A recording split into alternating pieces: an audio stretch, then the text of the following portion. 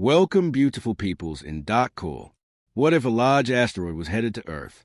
There have been many movies and stories about the end of the world, and while some of these stories about how the Earth will meet some apocalyptic fate are pure fantasy, nothing can be more real or terrifying than the threat of a killer asteroid, one that is big enough and moving fast enough that its impact on the Earth will be the end of everything as we know it. Everyone has heard about the asteroid that wiped out the dinosaurs 65 million years ago. Imagine sunrise on the last day of the Mesozoic era, 66 million years ago. Shaft of sunlight break through the swamps and forests along the coast of what is now Mexico's Yucatan Peninsula. As the dinosaurs and other living creatures squawk, buzz, and stir to life, an asteroid the size of a mountain is hurtling toward Earth at about 40,000 miles, 64,000 kilometers, an hour. For a few fleeting moments, a fireball appears, streaking through the sky. It is far bigger and brighter than the sun. An instant later, the asteroid slams into Earth with an explosive yield of over 100 trillion tons of trinitrotoluene. Upon crashing into the planet, the impact penetrates Earth's crust to a depth of several miles, gouging a crater more than 115 miles, 185 kilometers, across. While vaporizing thousands of cubic miles of rock, it creates a huge dust plume that completely covers the globe, blocking out all sunlight. Temperatures in the vicinity are so high that it literally cooks anything living alive within seconds. The event then sets off a chain of global catastrophes. Is it possible this could happen again? And what could we do to stop an asteroid that would threaten most, if not all, life? We're not talking about a small meteor, but a very large asteroid, about 6 miles wide. The difference between an asteroid and a meteor is that an asteroid is a much bigger rock than a meteor, but not as big as a planet or moon. But a rock traveling towards the Earth at 30,000 kilometers an hour doesn't have to be big to create major damage. Consider for a moment the Chicxulub meteor. The explosion of the meteor, which occurred above the city of Chicxulub, helped bring the asteroid threat into a new realm of reality. The Chicxulub meteor caused damage to over 7,200 buildings and injured around 1,500 people, and it was only 20 meters, or 65 feet, in diameter. Now just imagine for a moment an object much bigger. It could be 1,000,000 to 1,000,000,000,000 times more powerful, but it would need to be a much bigger rock. An asteroid is big enough that it is sometimes called a minor planet or planetoid.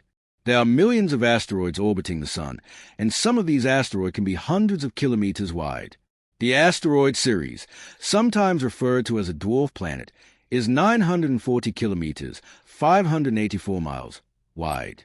However, scientists estimate that an asteroid would have to be just 96 kilometers, about 60 miles, wide to completely eradicate all life on our planet. We have found 90% of the 1 kilometer or larger asteroids, but it is estimated that there are tens to hundreds of thousands more out there that we cannot see, many hidden by the sun. One day, we might wake up to the news that a global killer asteroid is headed our way. It is not a matter of if it will happen, but only a matter of when. In real life, asteroids and comets that could hit Earth are called NEOs, or near-Earth objects, and these objects do pose a threat to life on the planet. Unfortunately, not all of the dangers are detectable. In fact, scientists sometimes only discover some of these nearby space rocks after the object have already swung by and missed the planet. So if the end came suddenly by an asteroid, there's a good chance that we wouldn't know it was coming until it was too late. However, if we did have a warning, there might be little we could do about it. Deflecting an asteroid would have to be the first method attempted if a giant space rock was discovered to be on a collision course with Earth. There have been some interesting ideas that have been thought of that might actually work to put an asteroid off its course with the Earth. You may have seen the movie Armageddon, which is about an asteroid the size of Texas that is headed towards the Earth. The idea to save mankind is to drill a deep hole and drop a nuclear weapon into the drilled hole, therefore fracturing and splitting the giant rock. But in order to blow up an asteroid the size of the one in the film, the bomb would have to explode with the same amount of energy as produced by the sun. This idea just wouldn't be possible, and even if you could create such a powerful weapon, it would be more dangerous than the asteroid itself. But if the universe is going to play hardball, then we should pull out our big guns as well, nuclear weapons. But we're probably not going to destroy it. As previously mentioned, the idea would be to move it off course. We also need to keep in mind that we are dealing with an object headed right toward us and traveling at very high speed. Hitting the asteroid with all of our nuclear weapons might only turn the giant space rock into a bunch of smaller rocks. Most of them might burn up in the atmosphere, while others would impact the planet's surface. It would be like cosmic buckshot, with all the debris still headed in our direction. It is possible that the nuclear blast's intense radiation could vaporize a section of the surface of the asteroid, causing it to eject surface material into space like countless tiny rockets, which might move it off course. There are other ideas to divert the asteroid using kinetic energy by bouncing a small object off of the asteroid to change its course. Other plans involve landing a vessel on the surface of the asteroid, digging in, and firing up some roof-mounted chemical rockets to push the near-Earth object steadily away from a cataclysmic rendezvous with the planet. To many people, gravitational tractor may sound like some made-up technology, but the premise is fairly simple. Every object in the universe exerts a gravitational pull, including asteroids and man-made spacecraft.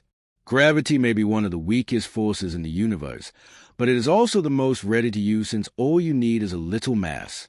Therefore, it makes sense to unleash it against asteroids. Theoretically, all we'd have to do is navigate a hefty robot close to the asteroid and tow it away with a gentle pull of gravity. And while all these ideas sound like they might work, it may turn out that there might be nothing we can do about an asteroid impact.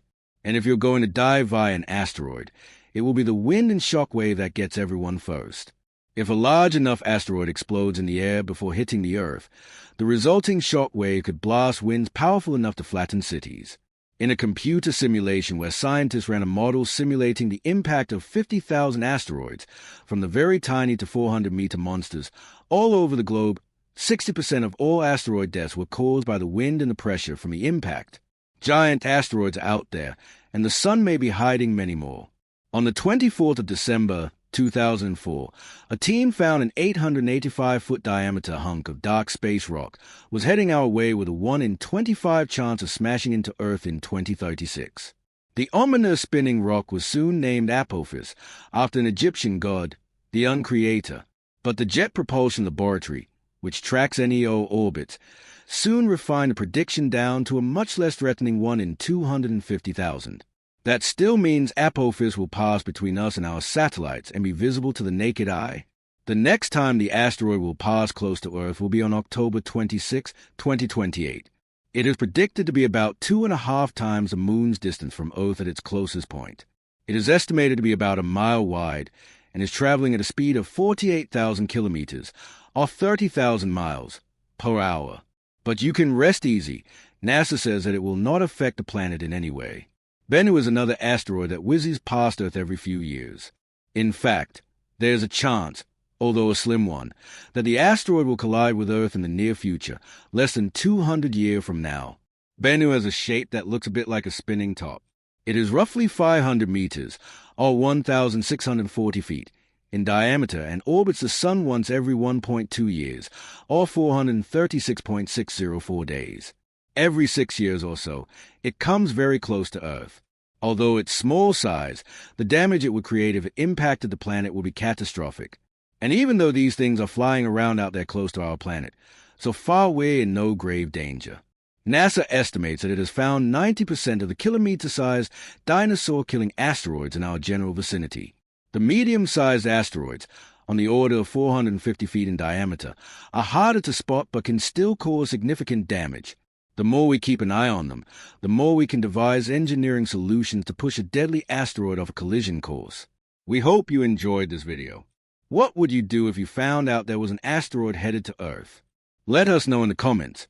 And if you enjoyed this video, click the subscribe link to get notified of new videos. We appreciate you and want to thank you for watching Dark Core.